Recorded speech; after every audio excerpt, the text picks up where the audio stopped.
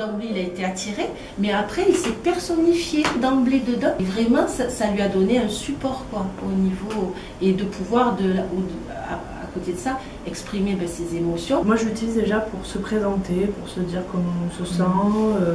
C'est l'humeur du jour, comment on se sent aujourd'hui. Ça me permet de repérer aussi leurs troubles voilà, et là où ils en sont. Donc pour rappel, je montre la petite carte.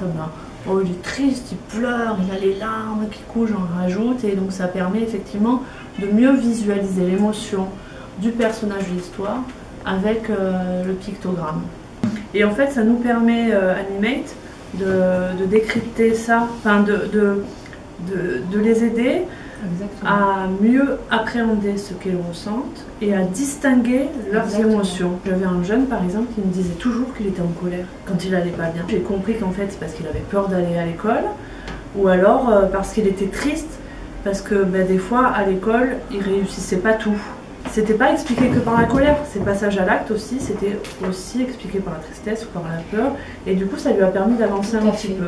Animate, ça permet de leur faire la distinction entre les deux et d'appréhender une émotion différente en eux, en fait. Le support qui est justement réversible comme ça, de mettre deux émotions en même temps éventuellement, ça c'est super. Et ça permet d'introduire la temporalité dans le sens du après. Ils ont pris le picto et en fait, certains ont mimé spontanément l'émotion. En fait, ce qui était quand même énorme, comprendre l'émotion qu'on ressent. En fait, à travers des livres classiques, de symboliser et de mettre vraiment le focus sur, au niveau de l'histoire ou de l'émotion et d'avoir un retour aussi sur leur niveau de compréhension. Et c'est ce qu'ils en perçoivent.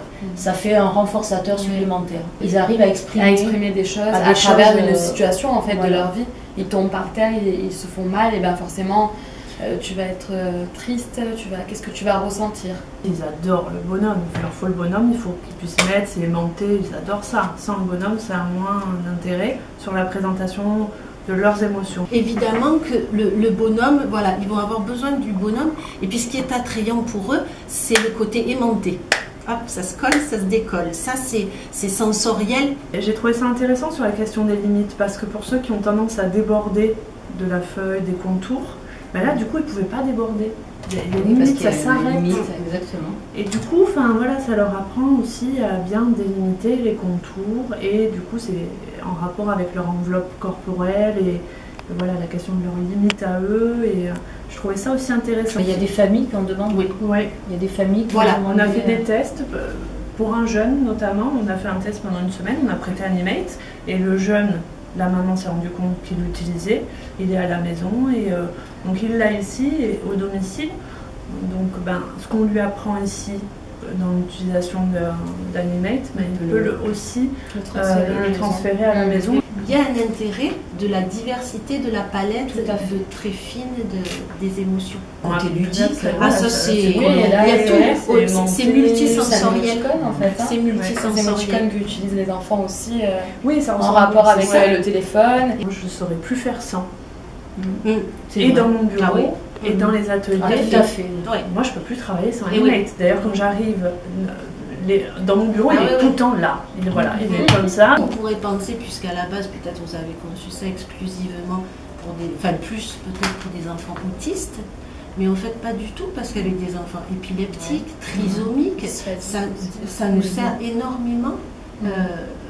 Pour divers troubles du langage, c'est un support qui est vraiment... c'est un outil pour toutes les...